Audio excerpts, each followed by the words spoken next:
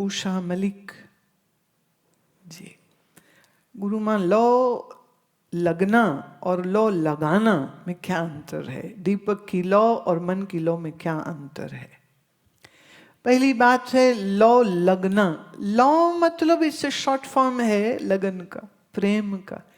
प्रेम लग जाना और प्रेम लगाना, ऐसे हम कह सकते। लो मने प्रेम की लो। अच्छा, प्रेम लगाए नहीं लग सकता है। जैसे अभी मैं पढ़ रही थी चित्रा का, तो वो लिखती हैं कि मैं अपने 15 साल के बच्चे को अपने साथ नहीं ला पाई, मैं जबरदस्ती लाती उसको, वो भी सुनता, कितना अच्छा होता। अब क्या है, कई बार क्या है, जो छोटी उम्र होती ना, जैसे ये छोटे छोटे जो बच्चे बैठे, शान है, उसकी बहन है, अर्जुन है, ये वो बच्चे हैं जिन्होंने अपने दादा दादी, अपने माँ बाप को सत्संग सुनते, कीर्तन करते देखा। तो वो शुरू ही हो गए हैं, अच्छे से भजन गाते हैं, ध्यान करते हैं, जितना वो कर सकते। अभी कल कल की बात है, ये छोटा बच्चा है अर्जुन, ये मेरे पास वो माला होती ना, रुद्राक्ष का माला का एक बड़ा सुंदर छोटा सा बैग होता है, आश्रम से वो लाए होंगे।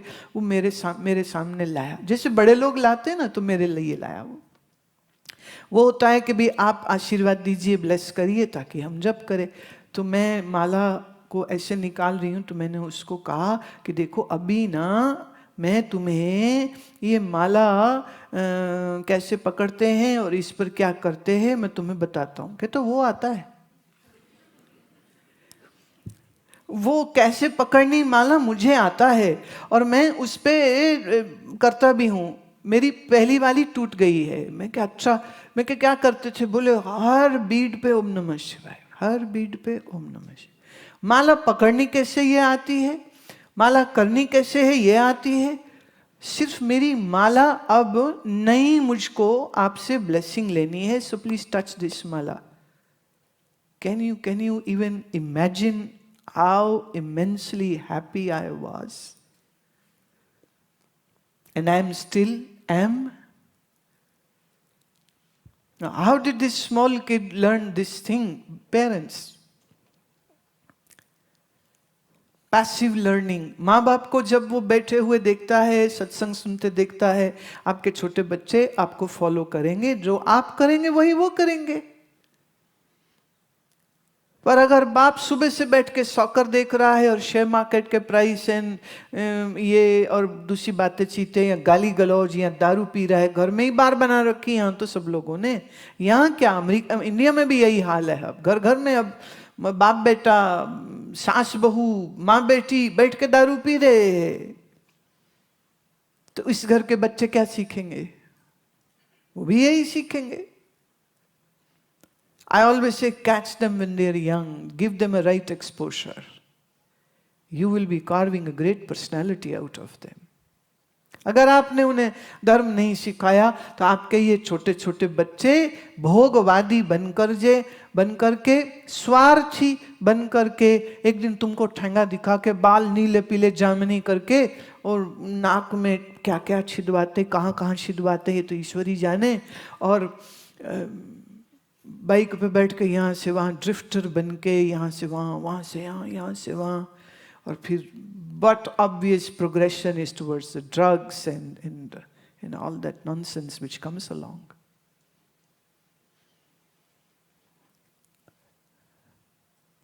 माँ बाप से बच्चे सीखते हैं।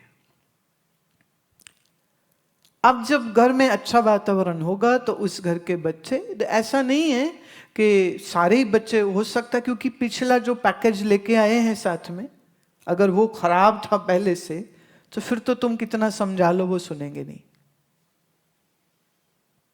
अगर थोड़ा सा पिछला पैकेज अपने साथ पुण्य का लाए हैं, वो माँ बाप की सुनते हैं, अच्छे से सुनते हैं, अच्छे से समझते हैं।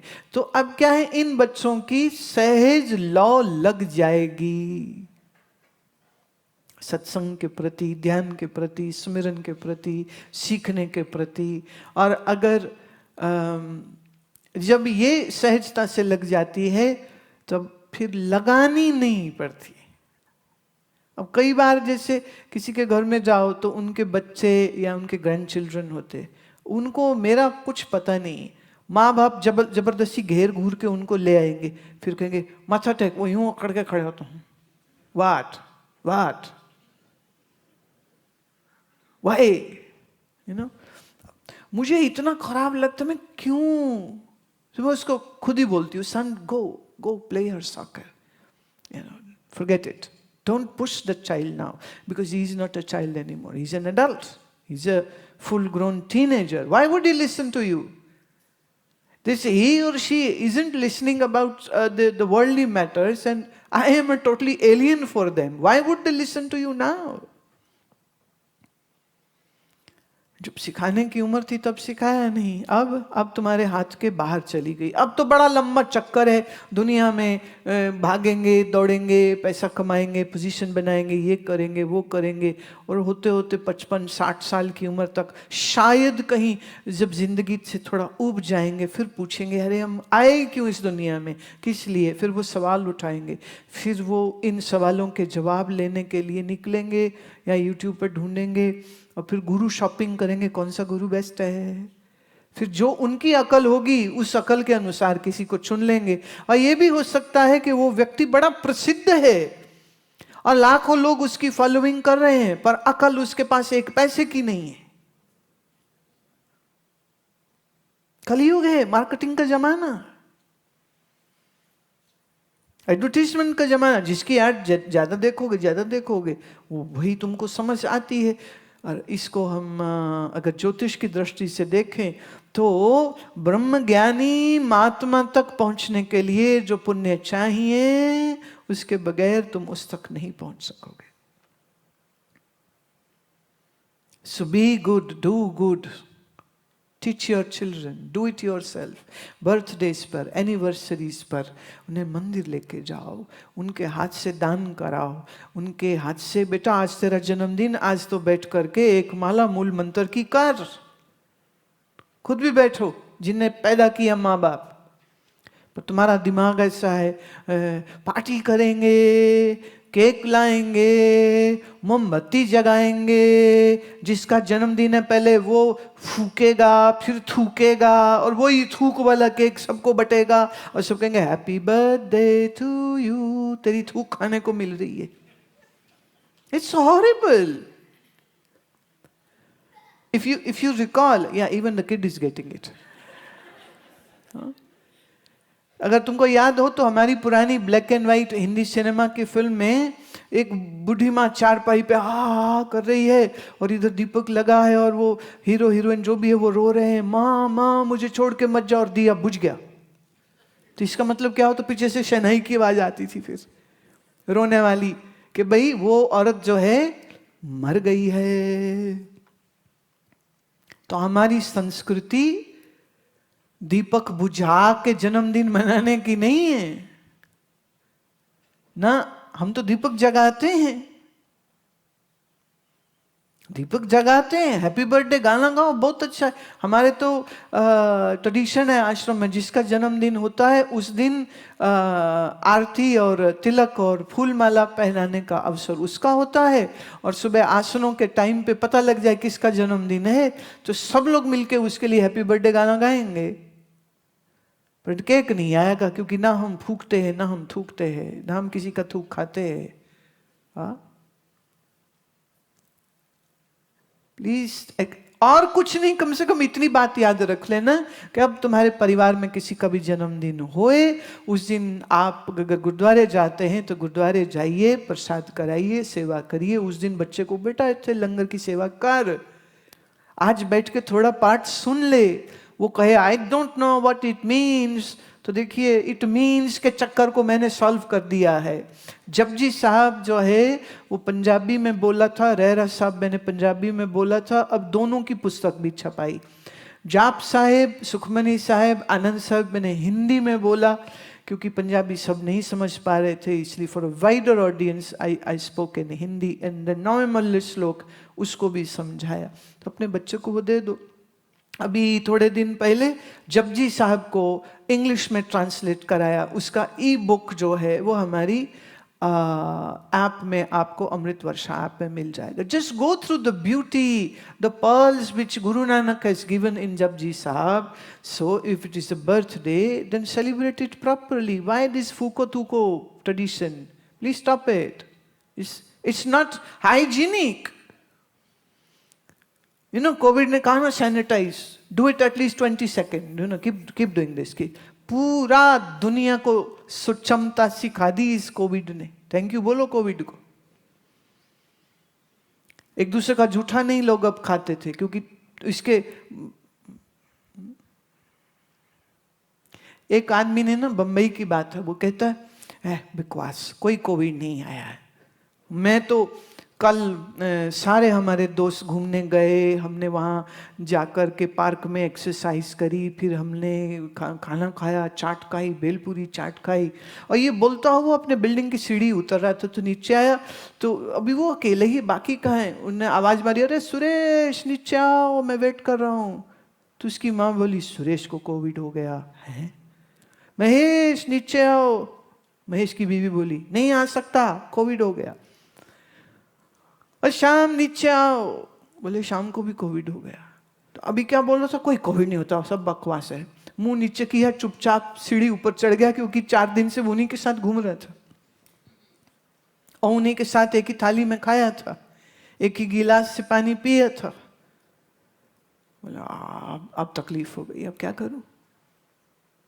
हमारे ऋषियों ने शुरू से ही ये बात कही, भोजन खाने से पहले हाथ धोइए. हाथ ही नहीं, पाँव भी धोइए. हाथ पाँव नहीं, मुंह भी धोइए. और फिर उसके बाद आप जो भोजन है वो पकाते समय इस चीज़ का ध्यान रहे. जैसे कई लोग हैं ना, इधर ऐसे पका रहे हैं, कढ़ाई में कुछ बना रहे हैं, फिर नमक देखना, उंगली डाली, वही नहीं कहा, मैं थोड़ा और डालूं, फिर वही मतलब वही. कैसे, how can you do this? बड़े बड़े शेफ, मैं नाम नहीं ले सकती, लेने भी नहीं चाहिए, बड़े बड़े नाम टेलीविजन के जो स्टार्स हैं, when they are cooking and teaching people, they are doing the same thing. They will pick up that spatula and taste it and put that thing back into that. So if this person has unfortunately TB, then everybody it's COVID and everybody. There are millions of bad bacteria in your mouth. Your mouth can be more deadly than your toilet seat. So we should be very watchful of that. तो हमारे ऋषि ने कहा, हाथ धो के शुद्धता से भोजन पकाइए. भगवान के लिए भोजन पक रहा है ऐसा मान करके भोजन पकाइए. खाने वाला प्रसाद समझ के उसको खाए. खाने के बाद फिर से तौलिया अपना, कईयों के घर में देखो टूथब्रश, 6 लोगों का खानदान वही रगड़ लेते सब लोग. ब्रश एक, और उस ब्रश की ऐसी दुर्दशा हुई होती, वो बेचारा कहीं जाके ये भी नहीं कह सकता है कि मेरे साथ बड़ा अन्याय हुआ. एक ही ब्रश चल रहा है, सब घिस रहे हैं उसको. ब्रश ही तो है, दांत ही तो करने कितना टाइम लगता है, ऐसे थोड़ी पैसे. एक ही कंघी, सब कर रहे हैं. एक ही तौलिया, आधे से पत्नी नहा लेती, आधे से पति, बीच से बेटा रगड़ लेता है शरीर को. एक ही तौलिया में काम चल रहा है. Horrible, don't do this. भारतीय संस्कृति क्या है? आपकी थाली, आपका कपड़ा, आपका सिराना, आपकी चद्दर, हाँ, आपकी होनी चाहिए. आप इसको पब्लिक सर्विस में नहीं लगा सकता. It has to be a private thing, it's not a public thing. तो coming back to the question, सही संस्कार माँ बाप दे सकते हैं, देने चाहिए. बच्चे लेंगे और सहजता से उनके अंदर प्यार जगेगा, सहजता से उनके अंदर भाव जगेगा. और मैं आपको बता नहीं सकती, आप प्लीज़ YouTube पे जाएंगे तो the most happiest day in Gurumaa Ashram या इस नाम से आपको बहुत से वीडियो मिल जाएंगे. क्योंकि साल में एक बार हम सिर्फ बच्चों के साथ बैठते हैं. And we have this, I have created some songs for them and they sing with me. सूरज का दरवाजा खुला. आप जब वीडियो देखेंगे, मैं पता नहीं कितनी बार देख चुकी हूँ खुद. और वो जब मैंने कहा सूरज का दरवाजा खुला, और मेरे सामने बैठे 400 बच्चे, वो भी करे सूरज का दरवाजा खुला, ठंडी ठंडी चली हवा, सारे करे ठंडी ठंडी चली हवा, जागो जागो सुबह हुई. ये बच्चों को सुबह जल्दी जागने की शिक्षा दे रही हूँ उस भजन से. सब बच्चे उसको गा रहे हैं. जो बच्चे नहीं आ पाए, फिर उनके माँ बाप कहते कि हमारे बच्चे रह गए, मैं कोई नहीं, अब अगले साल ले आना।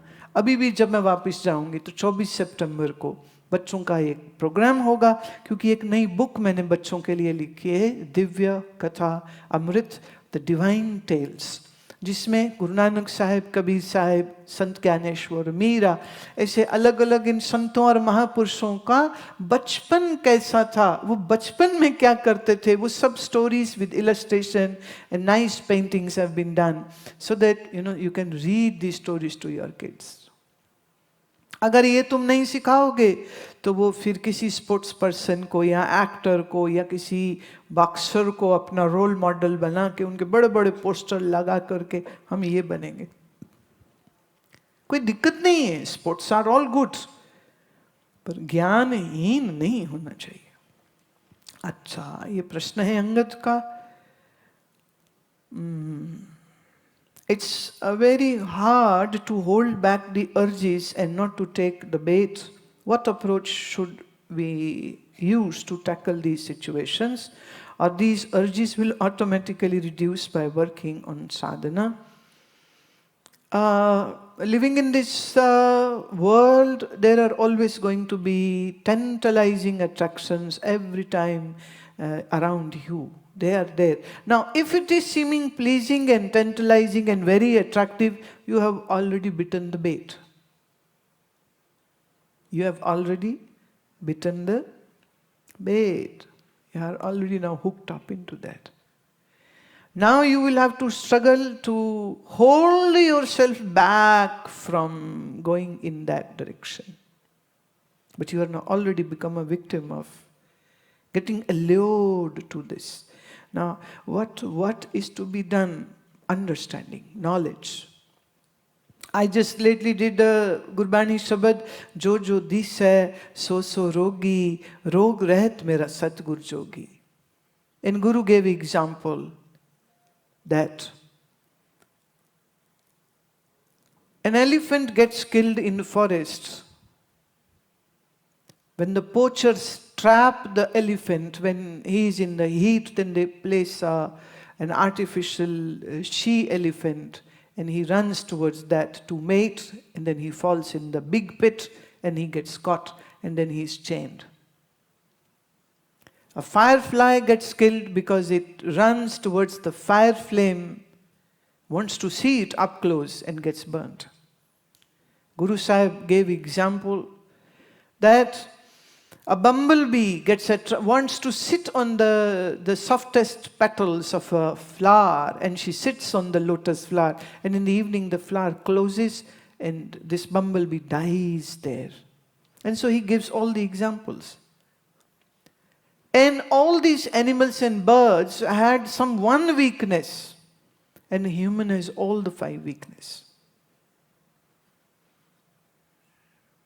The elephant got killed because of its over-sexuality. A deer gets killed because of his love for listening to the sound. A firefly gets killed because of its love to go up close and see the flame, and it burns its wings. And humans have 5 senses, and you have 5 huge attractions for this physical objective world. And then you have 2 senses. One is your tongue through which you speak and taste. And Swami Satyananda used to say this, these 2 organs in your body don't have any bone. And yet they become reason for your faults. Your genital and your tongue doesn't have any bone in it, and yet you are trapped because of this only.